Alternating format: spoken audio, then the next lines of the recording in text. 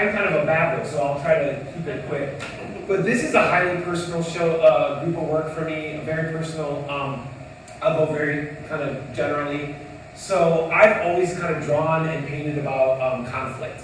My grandfather is from Great Britain. When he immigrated to the United States, he brought a vast collection of stories and things from the British Isles, and one of those things was the history of the Great War, World War I. Where he grew up, they lost like half their young men to this war, and it was very traumatic, and some of the young men came back with those iron masks, those metal masks, hiding with disfigurements, and he remembered as a kid seeing a guy take a mask off to eat something, and his face was like gone, and he was shocked by that. So as a little kid, instead of a bedtime story, I hear about the trenches and about, gas attacks, and he had a collection of amazing books, and he said, now when you're older, you can see these books, but right now, don't look at them because they're, and of course, when you're a kid, you're like, don't look at them. So I went in there and I looked at all these black and white images of World War I, and low-key traumatizing, as the kids would say, but it was also, it kind of really quickly shattered any illusion of war being this kind of glorious, fun, yeah man, Call of Duty, Fortnite, garbage stuff that, like that. It's a horrible thing, and it's devastating. So I started to do a lot of drawings about World War I and Civil War, but in 2011, we started seeing images coming out of Syria. There was a peaceful protest against the government of Syria, President Bashar al-Assad, and the response to this peaceful protest was to shoot the protesters in the streets with tanks and guns. And it all started with these two young boys, 15 and 13. They were at one of the demonstrations. They're the same age as my students, They were at the demonstration and disappeared from the demonstration, and parents didn't know where they were. And a few weeks later, their bodies appeared at the doorstep of their parents' house, and one of them had a note saying, just make another one, just make another kid. So the parents took photographs of the bodies, which is, I can't even imagine doing that, but they wanted the world to see what had happened. So they took all of these photographs and posted them, and the uprising of people hitting the streets multiplied vastly. The power of the image of that was just too much for them.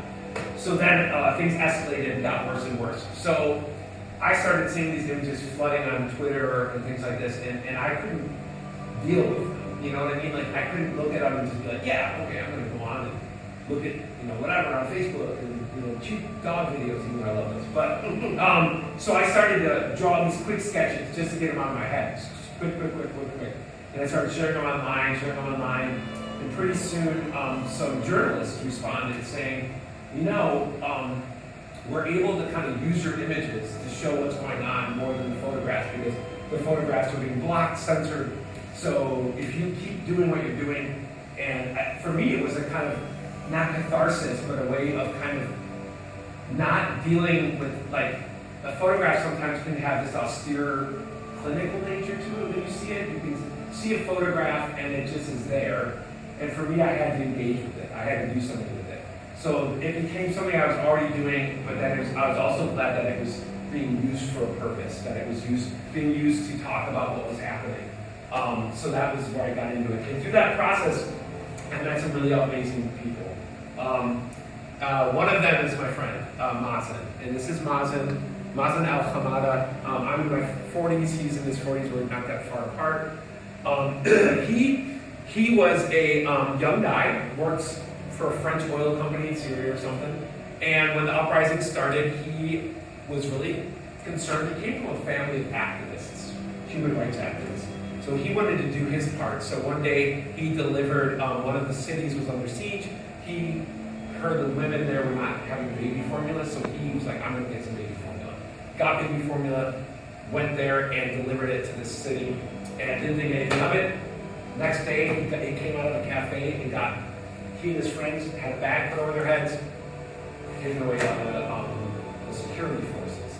He endured about 1.5 years of horrendous torture, and then he was let out. I think his parents knew someone, and he was let out. And little did the Syrian government know, for the next 7 years, he was going to go on a world tour exposing them for what they were doing. So he then went on, the Holocaust Museum in D.C. Sponsored him, and he got to go to different cities and talk about what he went through, and talk about all the people that were still suffering, that were still there. And I saw a film of him, and I just couldn't believe this film was so powerful, and I contacted the director, and she introduced me to Mazen, and we became friends. Even though our English, mine's Arabic, and his English were pretty awful, we just connected with our flapping hands or something, I don't know what, but we, he actually came to Chicago, and I got to finally meet him after, you know how you know someone online, and there's this craziness about meeting them in person, and it's really powerful to meet someone that you've known for years. So I got to meet him, just a wonderful guy, so traumatized. I mean, when you're talking to him, he would talk, and then he'd stop for a moment, and then just do this, and like tears would just go poof out of his eyes, and he'd keep going. And I was like, oh my God, this guy is just kind of a ball of emotion and his courage, and he's amazing. He just spilled everything out. Unfortunately, Mazen was suffering extremely emotional stress. And he actually was living in the Netherlands as a refugee, and he lost his refugee status because of some bureaucratical nonsense. He had received money from a French oil company that he worked for. So they're like, oh, you can't be a refugee anymore. He lost his home, he became homeless, drug addiction, and someone from the Syrian embassy started to, because he was the most outspoken critic of the government, they started to come to him and say, we really want to help you. Why don't you come back to Syria, and instead of rotting in the Netherlands, come back and help rebuild our country. We need people like you. You come back. And so he told us, I might go back to Syria. And of course, his friends were like, no, that is the worst idea you can even possibly, don't even think about it. He did. He went, and he was immediately arrested. And after he got arrested, one of his friends told me he's gone, he got arrested, and they're probably going to shut down all social media and try to erase him. Kind of like the Soviet Union did back in the day, where they would just make you an unperson. So I was like, no. So I took all these screenshots of his Instagram and anything else I could find, and then for the last 3 years, I've ever been drawing a picture of him, and then posting it and talking about it and saying how many days he's been missing. So these are actually those, I've got many images after 3 years of doing it. Though that's kind of what they look like when I do them, but they're mostly digital. So I do them on my little iPad. And so I thought for this show, though, I would try to do something more physical. So I was teaching my students 19th century photo processes. And you guys heard of cyanotypes? Really cool, easy, eco-friendly. All you need is the sun and water, so the middle school would let me do it. And so I'm like, hey, I'll just use these. So then I printed the drawings that way, and then I'd soak them for various time periods in different dyes and inks and coffee and tea and stuff like that. So that's because I wanted to get these kind of weird effects. So this is Mazen, this is some of the images, and also some experiences that he had. Like, he told me that that he was in the hospital at this jail, and it's not a place of healing, let's just say.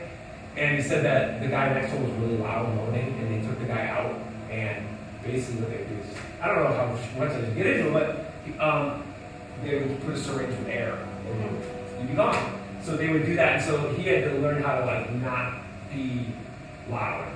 He also had to do a job, kind of, the Holocaust Sonderkommando. They were the Jews that had to bring the bodies out of gas.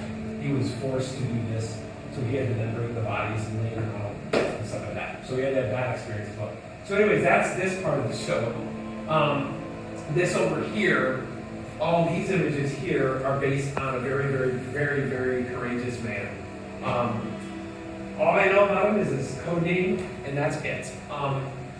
So this guy's known as Caesar. He was a military photographer. And one of the things that struck me was when I do a lot of Holocaust education in my school. And one thing that struck my students and I was the insane amount of documentation that the Nazis did. They documented everything. Document. So the Syrian government was doing the same thing. They wanted to document all the people, men, women, children, that they had tortured to death. So he was working for the military, became a photographer, he was a photographer, and he would have to take the photos. Just, here's another one, take a photo, move on, and they would have these cards with not their name, but just like a number, like, because they're getting, of course, dehumanized. That's why I didn't put the number on these, they're just blank, because I thought. So he took all these photos and secretly was putting them also on the thumb drive. And one day, he slipped it in his sock. Got out of Syria. He went to, I don't actually know where he lives, somewhere in Europe. And he, with the help of this group I work with called the Syrian Emergency Task Force, he published the photos. And that's when my friend Nazan was like, now we're going to get some results. Because how can you see this and not react? But kind of a squid. I mean, it was kind of just like, oh, okay, too bad, I guess. So kind of a horrendous thing, but I couldn't get these out of my head. So these images are all based on those photos. The drawings, everything is based on those, of the documented photos. But again, they're extremely clinical. And, they're not taken, these are very awesome, just clinical, emotionless images. So I like to use old school analog paint and charcoal so I can engage with the image and work with it and not just pass by it. So it takes me, hours of staring and looking. So I'm not just ignoring it in my mind. So I'm taking these digital images and trying to how you guys are artists, wrench it out with charcoal and paint and how physical that is. So that's kind of what I've done here. Just to kind of, again, talk about it and witness it in my own way. It's the only thing I know how to do is paint. So that's what I'm trying to do. So.